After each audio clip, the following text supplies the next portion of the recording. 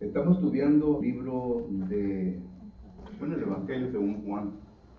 Ya estamos en el capítulo 4.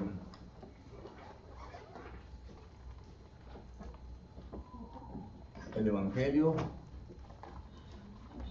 según Juan. Otra cosa que me está olvidando, hermanos, mi esposa y yo terminando aquí, salimos para la ciudad de Biblion y luego para Santiago.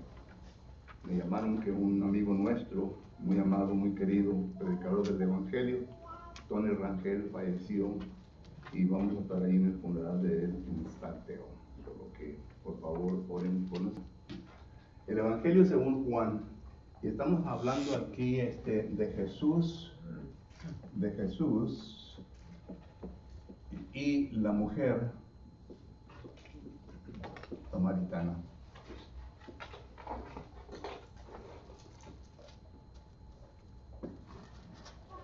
Y primeramente vamos a ver un poco de fondo histórico, hermanos. Es interesante que nosotros,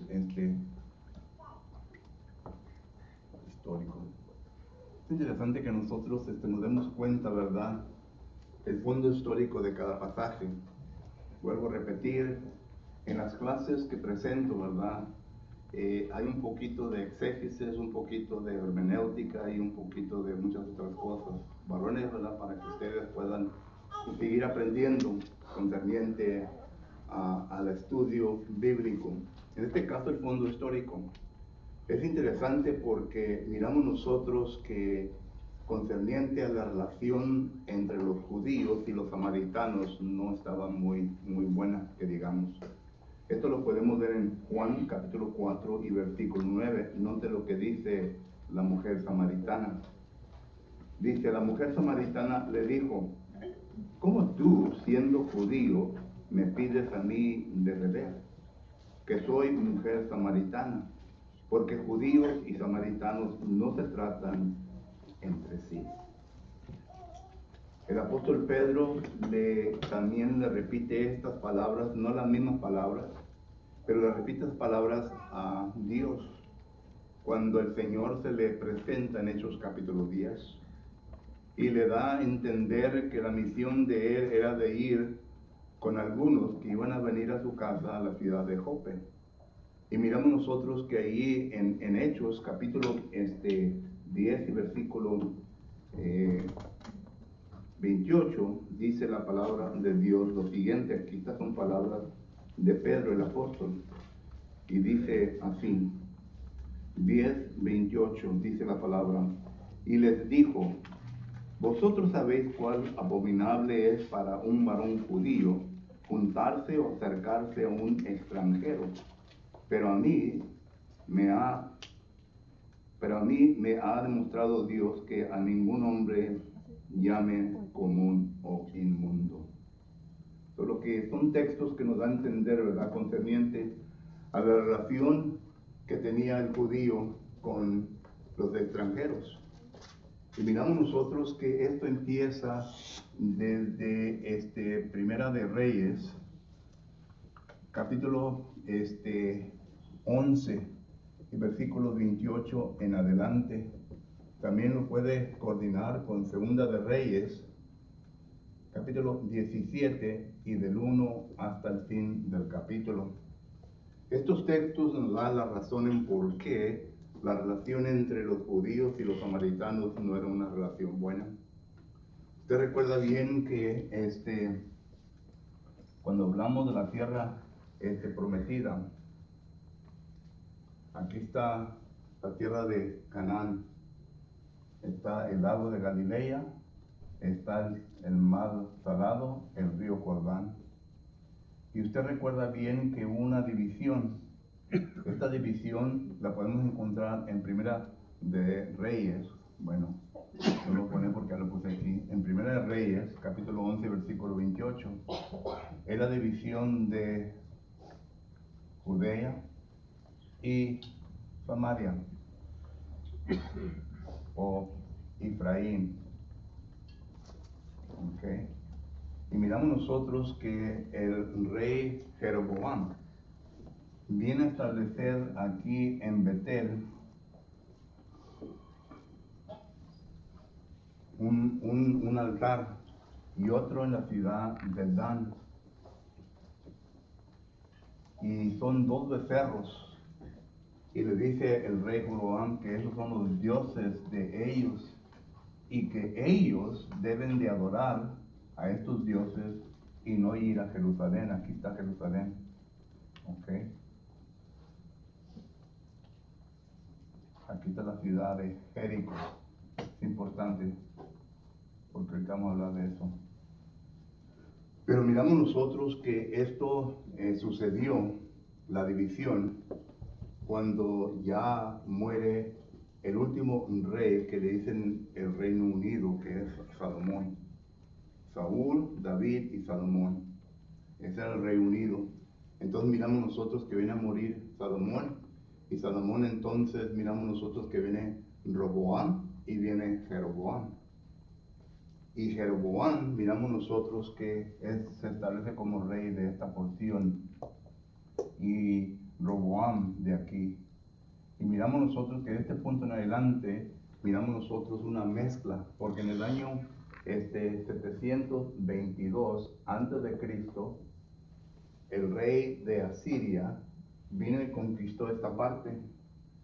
Y miramos nosotros que cuando conquistó esta parte, vinieron diferentes personas, gentiles por supuesto, ¿verdad?, de otras partes. ¿Ok? Y vinieron a mezclarse con los judíos. Los judíos ya no eran de sangre pura, sino que ya era una mezcla. Y lo podemos ver nosotros en el libro de Esdras, capítulo 4, en el libro de Nehemías, también capítulo 4. No leo estos versículos, ¿verdad? Usted los puede leer después porque se me lleva el tiempo. Pero todo esto sucedió. Y lo estoy presentando para que miremos, ¿verdad?, el fondo histórico, en por qué la mujer samaritana dice, pues el judío no tiene relación o trato con los samaritanos, por causa de todo esto. Noten cuándo ocurrió el principio, y noten que ya estamos hablando ya más o menos como la edad 25 o 26 después de Cristo, en el Juan capítulo 4. Pero estamos hablando acá en los 900, de 1000 a 900 antes de Cristo, que sucedió todo esto. Aquí está, ¿verdad?, 722 antes de Cristo, pero estamos hablando acá del rey Salomón y el rey Jeroboam y Roboam. Esa es la primera parte. Segundo, miramos nosotros, ¿verdad?, que al hacer esa mixtura, pues había una mixtura de religión y cultura. ¿Okay? Casi como estamos ahorita en los Estados Unidos, ¿verdad? Ya se está infiltrando los de Islam, los de Arán, los de todos, ¿verdad? Y ya se están. Y miren, hermanos, ustedes piensan que esto no tiene ningún significado, pero esta gente que viene de otras partes y comienza a tener poder en establecer leyes en Estados Unidos, como Ocasio, ¿verdad?, como la otra también de las mujeres de Islam, ¿verdad?, y comienzan ya a establecer leyes que van a estar sobre nosotros, los cristianos. Hay problemas, bueno, no me voy a meter más en eso, ¿verdad?, pero para que ustedes puedan ver un poquito, esto fue lo que pasó aquí. Y miramos nosotros, ¿verdad?, que aquí está el monte Gerizim, ¿verdad?, y miramos nosotros que el monte Gerizim, ¿verdad?, es en donde estaba el culto, donde oraban a Dios, y esto lo vamos a ver más adelante en Juan capítulo 4, pero es una mixtura de religión y cultura. Estos judíos tenían el Pentateuco, el Pentateuco samaritano, se dice, ¿verdad? ¿Okay? Son los 5 libros, a uno le llaman del Torah, ¿verdad? Son los 5 libros, y según ellos seguían estos 5 libros, pero ya le habían añadido lo que las otras naciones habían traído. Ya era una mixtura al Torah, ya no era el Pentateuco como lo miramos de Génesis a Deuteronomios. Ya ellos es totalmente diferente, ¿verdad? Al Pentateuco hebreo. Y esto ustedes lo pueden ver. Hay el Pentateuco samaritano, pero las escrituras las escrituras antiguas, el masorético. Bueno, son cosas, ¿verdad? Que son escrituras, son antiguas, ¿verdad? No concuerda con esto, ¿verdad? Sino que se puede ver una añadura a lo que decía la palabra de Dios. Y si ellos seguían el Pentateuco que la Biblia nos enseña, entonces ya habían violado que Deuteronomios capítulo 4, versículo 2, Deuteronomios capítulo 12, versículo 32. Son textos que nos enseñan que dice, no debes de añadir ninguna palabra a lo que Dios te ha dado. Y ellos ya le habían añadido, ¿ok?, a la palabra de Dios. Además de esto, miramos nosotros que la adoración, por ejemplo, el libro de Levítico, que habla del sacerdocio, que habla sobre los sacrificios, etc., ya no estaban de acuerdo a cómo lo estaban haciendo ellos. Ellos se estaban adorando aquí a un becerro, acá también. Ya no era lo mismo, solo que todo esto está ocurriendo en esa porción de tierra. Y por eso los judíos no tenían compañerismo con los samaritanos, porque ellos estaban corrompidos. Otra cosa que estaban violando era Deuteronomios capítulo 7, que es del 1 al 5, en donde Jehová Dios le dice, no dejes a tu hija o a tu hijo que se casen con hijos o hijas de las naciones paganas, porque te van a desviar a tu hijo o a tu hija, ¿verdad?, del verdadero Dios. Y esto lo miramos que sucedió con Primera de Reyes, capítulo 11, versículo del 1 en adelante, ¿verdad? ¿Con quién? Con el rey Salomón. Tuvo 1000 mujeres, y miramos nosotros, ¿verdad?, que estas mujeres vinieron de otras naciones. Y Salomón en su vejez, como que en nuestra vejez, ¿verdad?, como que ya somos más tolerantes de ciertas cosas. Cuando somos jóvenes somos bien enérgicos, ¿verdad? Queremos defender, pero ya de viejitos ya como que ya no queremos pelear, ya no queremos problemas en la vida. Bueno, así miro yo a Salomón. Y miro yo que las mujeres comienzan a hacer templos a sus dioses. Comienzan a persuadir a Salomón que haga templos de dioses. ¿Y qué pasa? La división. Viene a pasar la división entre ellos. Solo que todo esto es fondo histórico para que entendamos nosotros lo que va a ocurrir con Jesús y la mujer samaritana. Otra cosa, cuando los judíos tenían que viajar de Jerusalén a Galilea, esta es la ruta que tomaban, por acá, por el otro lado del río. Iban por acá, no pasaban por aquí. Esto lo podemos ver nosotros en Mateo, capítulo 19, versículo 1, Marcos, capítulo 10, versículo 1, en donde dice que Jesús caminó al otro lado del río, al este, ¿verdad? Por lo que todo esto miramos nosotros como fondo histórico de la situación que estaba ocurriendo ahí en la ciudad de Sicar. Porque Jesús viene a estar ahí en la ciudad de Sicar. ¿Borro? Sí. Es nomás para que me sigan, ¿verdad?, el pensamiento, porque muchas veces comenzamos a hablar y no sabemos de dónde venimos y para dónde vamos. Pero de esta manera ya tenemos por lo menos el fondo histórico. Segundo, ¿verdad?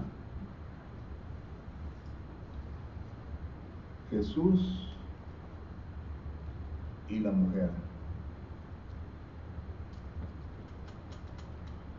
Primeramente, ¿por qué se encuentra Jesús ahí en la ciudad de Sicar? Ustedes recuerdan que la última vez que estuvimos juntos estudiamos que hubo una pequeña controversia entre quién, los discípulos de Juan el Bautizador y Jesucristo. Y Jesucristo se apartó de ellos, según los versículos 1 y 2, ¿verdad?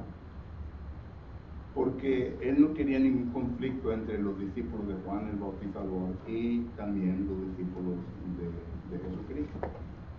Él se aparta y va a la ciudad de Sicar.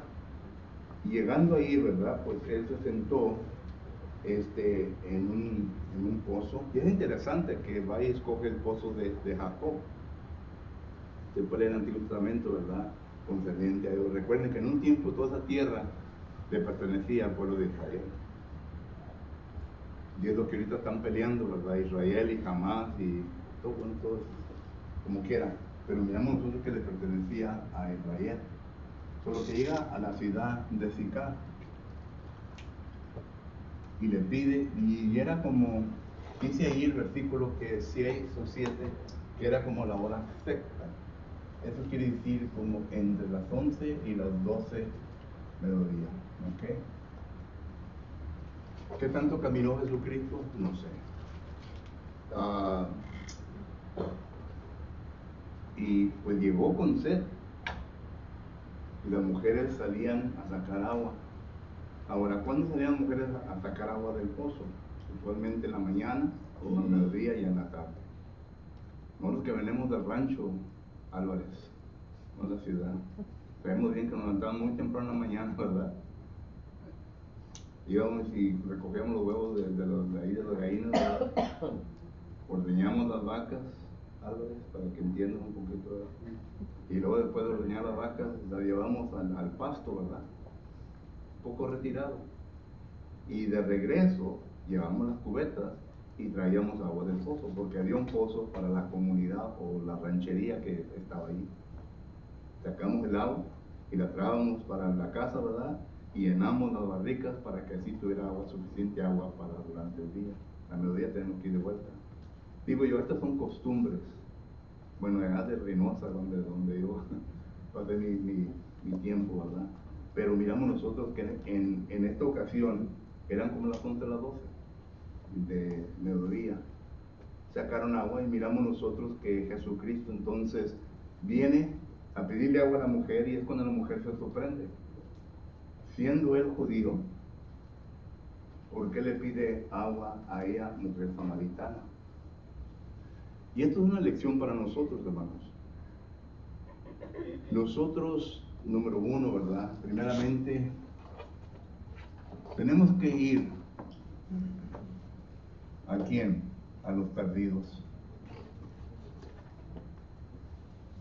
Porque uno para ahorita está ya, yo sé que está pensando y está preguntando, ok, brother, ¿qué significa para mí? What's the application for me? Bueno, aquí está. Jesucristo fue a la mujer que estaba perdida, a la mujer samaritana. Y noten cómo empieza Jesucristo la conversación. Le pide, tenía sed, le pide agua. Y noten que lo que Jesús viene a pedirle a esta mujer lo viene a envolver de una manera espiritual.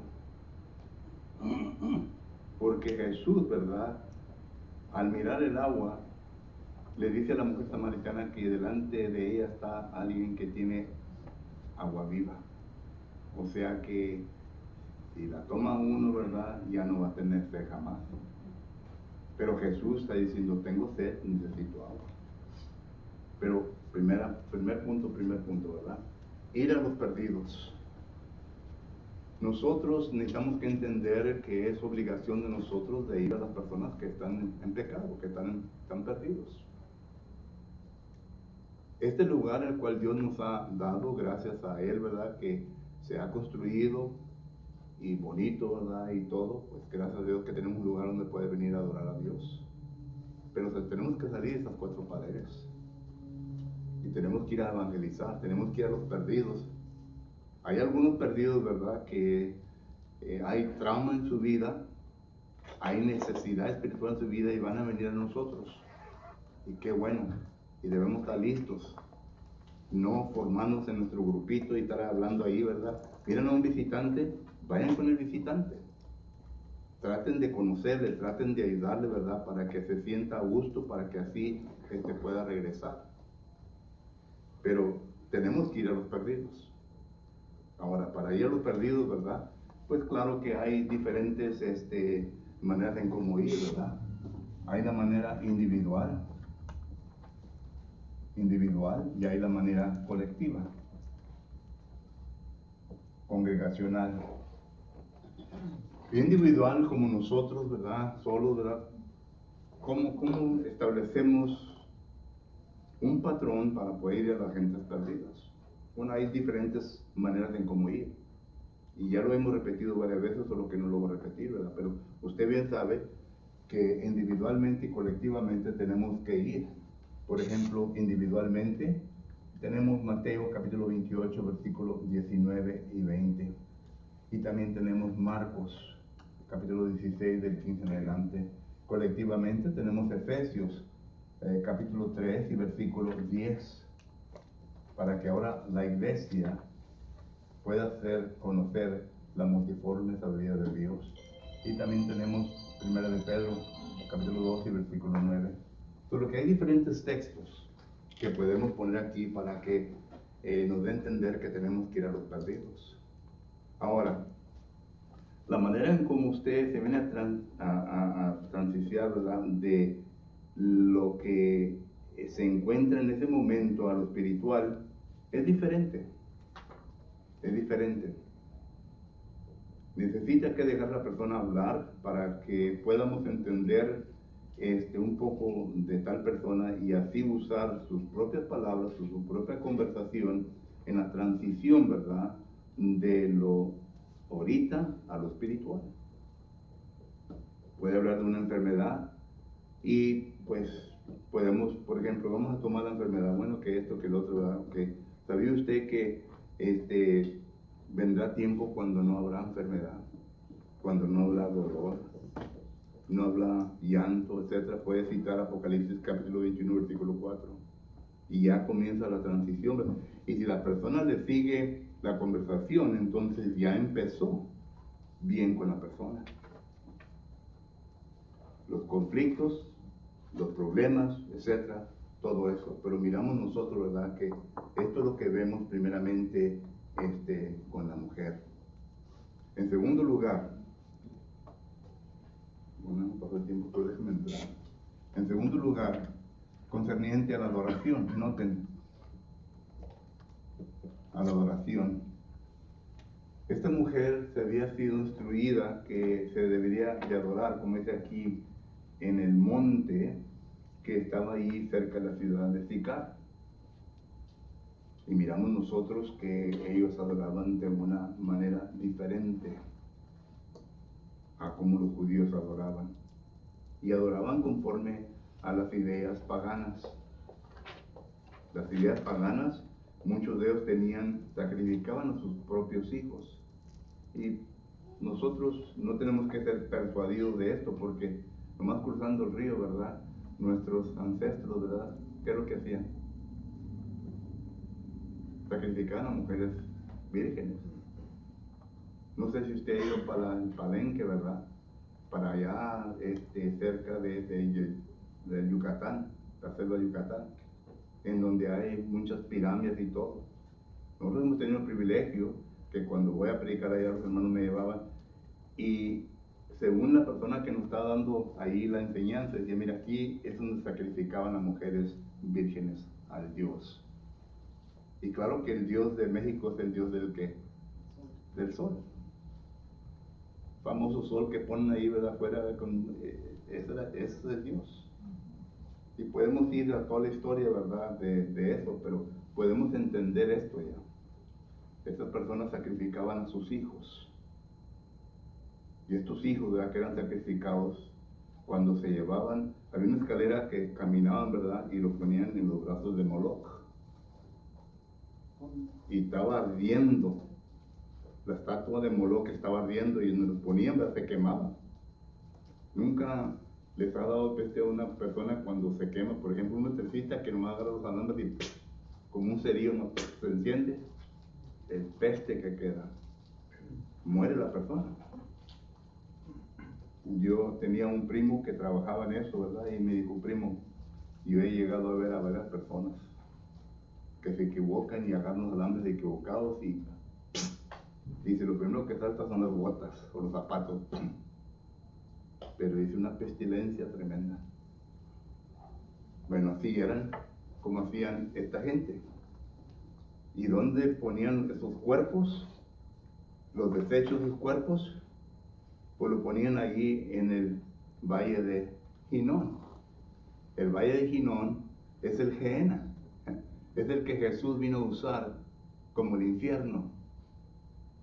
Allí donde el gusano nunca muere, allí donde el fuego nunca se apaga. Recuerden que Jesús tuvo que usar situaciones físicas, terrenales, para que se dieran cuenta, ¿verdad?, de cómo era lo celestial.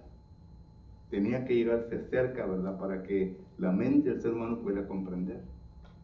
Pero lo que miramos nosotros, que esto era el tipo de adoración de ellos.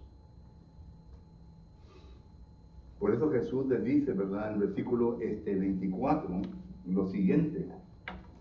En el versículo 23 y 24, y no hemos tenido tiempo de acabar este concepto, pero lo dejamos para la próxima semana. Dice, mas la hora viene, y ahora es cuando los verdaderos adoradores adorarán al Padre en espíritu y en verdad, porque también el Padre tales adoradores busca que le adoren. Entonces Jesús ya le está dando a entender. Noten cómo Jesús le comienza a decir, tú estás equivocada. No le viene a acusar abiertamente, sino que está usando cosas que la mujer dice, ¿verdad?, para decirle que está equivocada. Primeramente, el agua.